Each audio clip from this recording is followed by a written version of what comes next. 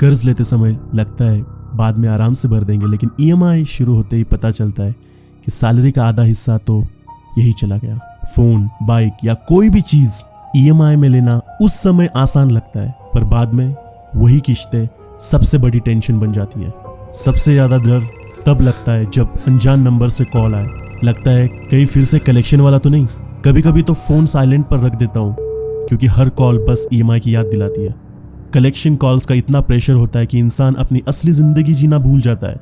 बस ईएमआई और due dates ही दिमाग में घूमते रहते हैं। सबसे बड़ा डर तो तब लगता है जब ईएमआई सैलरी से ज्यादा हो जाए। ऐसा लगता है जैसे पैसे नहीं जान निकल रही हो। जब ईएमआई ज्यादा और सैलरी कम हो तो हर दिन ऐसा लगता है जैसे जिंदगी बस कर्ज चुकाने के लिए ही बनी है। यह वीडियो हमने बहुत सारी प्रोफेशनल किताबें, पॉडकास्ट और फाइनेंशियल एक्सपर्ट्स के अनुभव का उपयोग करके बनाया है, और ये आपको कर्ज के जाल से निकलने में जरूर मदद कर सकता है। जरा सोचिए, आप रोज मेहनत करते हैं, पैसा कमाते हैं, लेकिन जिंदगी भर लोन्स और ईएमआई चुकाते रहते हैं। डू यू नो, एक आदमी अपनी जिंदगी का आधा हिस्सा सिर्फ कर्ज चुकाने में गुजार देता है। आखिर कर्ज इतना जरूरी क्यों बन गया है, और क्या इससे बचना मुमकिन भी है?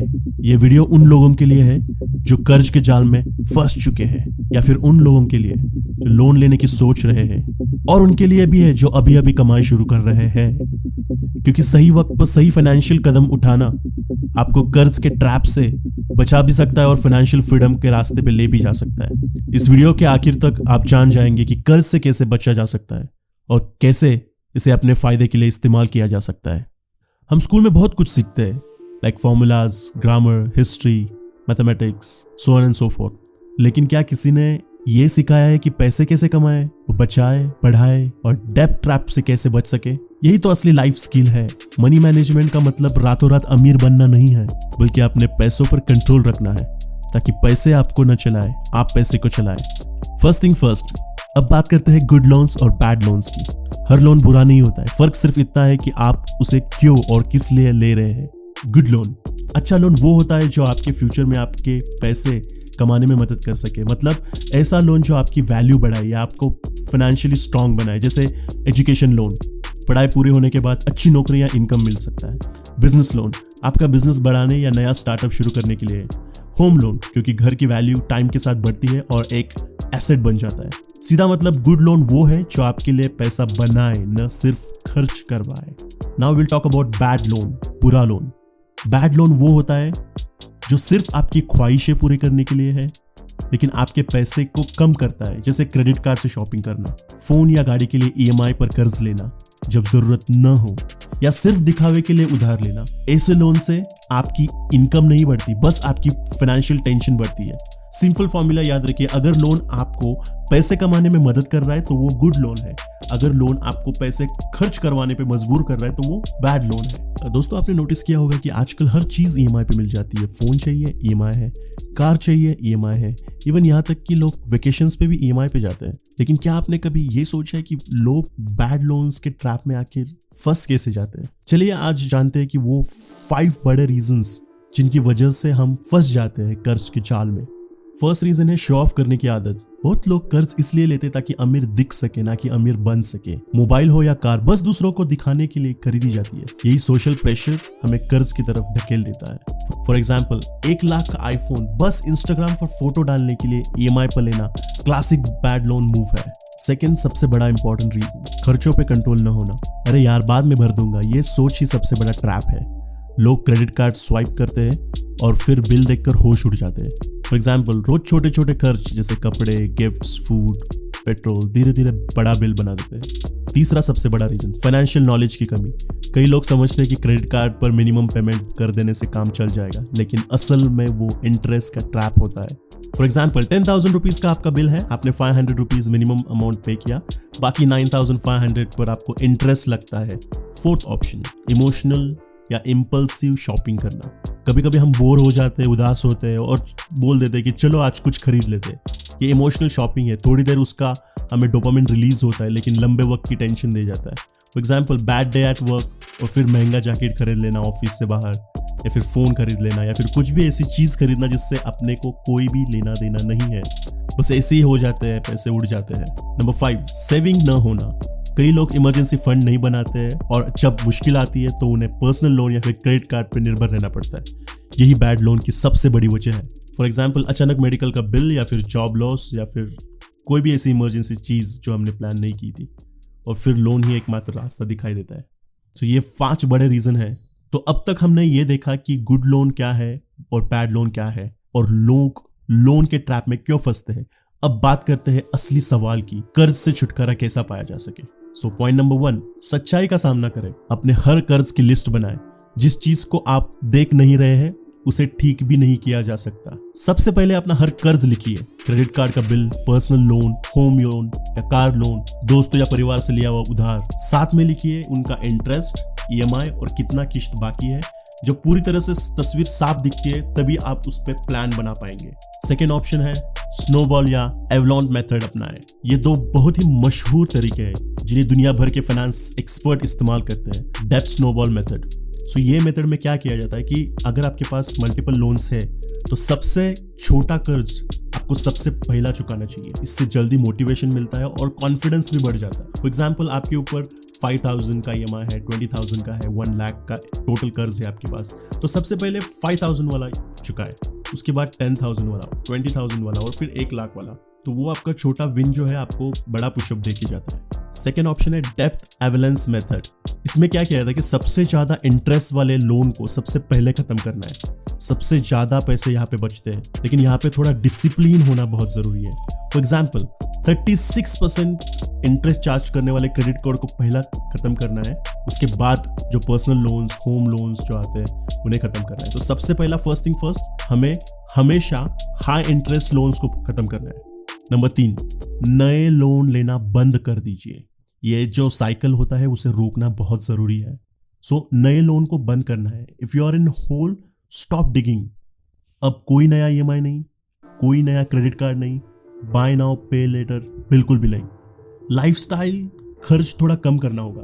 अभी सिर्फ डेबिट कार्ड या फिर कैश पे ही हमें इस्तेमाल करना है ताकि आपके पैसे जाते हुए सच में महसूस हो सके। नंबर 4, सिर्फ हमें खर्च कम नहीं करना है, हमें इनकम भी बढ़ाना जरूरी होगा। ज्यादातर लोग 500 बचाने की कोशिश करते हैं, लेकिन 5,000 एक्स्ट्रा कमाने का असर कई गुना ज्यादा होता है। कुछ आइडियाज, जैसे फॉर एग्जांपल आप फ्रीलांसिंग या फिर साइड किक शुरू कर सकते हैं, बेकार पड़े सामान को ऑनलाइन बेच सकते हैं, सैलरी हाइक मांगे या फिर बेहतर जॉब ढूंढे, अपने स्किल्स को इम्प्रूव करें, साइड हैसल करें।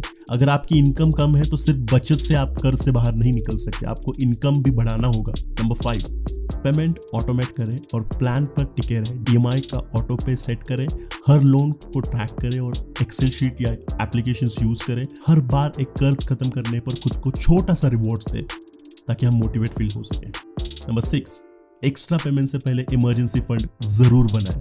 मोनिका हेलन कहती है, बिना सेफ्टी नेट के कर्ज चुकाना समझदारी नहीं है, क्योंकि एक छोटा सा इमरजेंसी खर्च और आप फिर से उधार के जाल में ढकेल दिया जा सकता है। पहले 20,000 से 50,000 तक का इमरजेंसी फंड बनाएं अपने इनकम के हिसाब से, फिर कर्ज चुकाने में फुल फोकस में लग जाइए। नंबर 7, अपने पैसे को लेकर सोच बदलिए। डेब्ट freedom is not about maths, it is about behaviour. खुद से पूछिए, मैंने कर्ज क्यों लिया था? क्या मैंने कुछ खरीदकर अच्छा महसूस करना चाहता था या खुद को बेहतर बनाना चाहता था? क्या मैं थोड़ी देर का सुख छोड़कर लंबी शांति पा सकता हूँ? अब से ये कहना शुरू कीजिए कि मैं अपने पैसे का मालिक बनूंगा, कर्ज नहीं।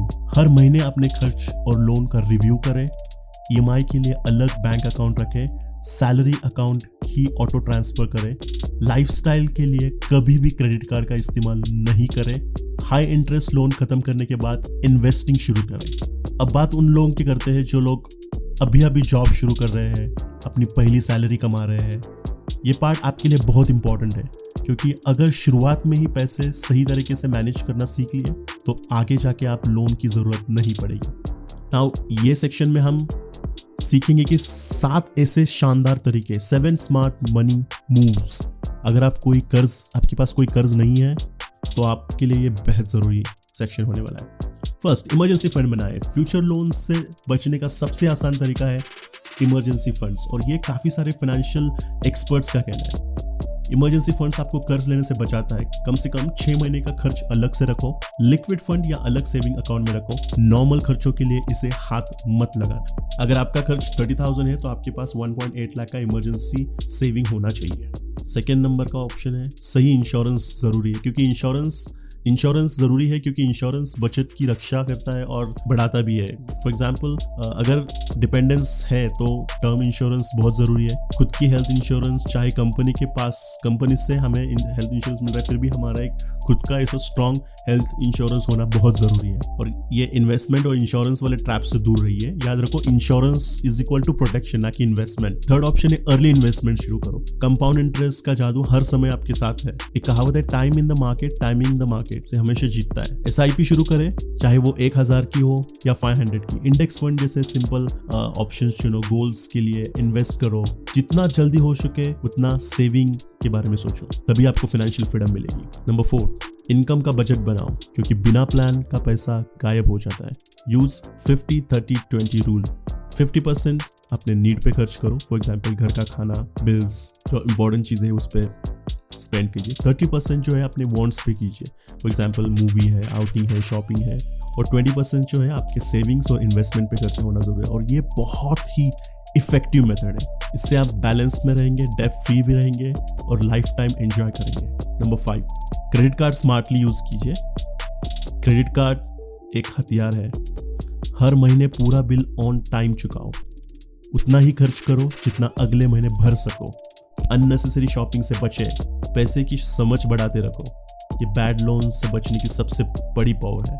बुक्स पढ़े, फॉर एग्जाम्पल मार्केट में बहुत सारी ऐसी किताबें हैं जिससे आप बहुत कुछ सीख सकते हैं। अगर आप एक बुक पढ़ते हैं तो आप एक ऑथर के लाइफ के 20 to 25 ईयर्स का उसने जो लिखा है वो एक्सपीरियंस पढ़ रहे हैं। सो अगर आपको ऐसी बुक्स पढ़नी है जिससे आप फाइनेंशियल फ्रीडम मिल सके, सो एक बहुत ही शानदार बुक है let's talk money, Monika Helen की बुक है। The psychology of money, rich dad poor dad. बहुत सारी किताबें हैं जो आप पढ़ सकते हैं। हर महीने एक नया फाइनेंस कंसेप्ट सीखो। धीरे धीरे आप खुद अपनी फाइनेंशियल प्लानिंग के एक्सपर्ट बन जाओगे। अगर आपके पास कर्ज नहीं है तो सबसे जरूरी है इस स्थिति को बनाए रखना। बचत कीजिए, सोच समझ कर खर्च कीजिए और अपने पैसे को सही दिशा दीजिए। अगर आप ऐसे ही जरूरी और काम के फाइनेंशियल टॉपिक्स पर वीडियो देखना चाहते हैं तो चैनल को सब्सक्राइब कीजिए, वीडियो को लाइक करें और अपने दोस्तों के साथ शेयर करना मत भूलिए। मिलते हैं अगली वीडियो में, तब तक के लिए स्मार्ट सोचिए और समझदारी से खर्च कीजिए।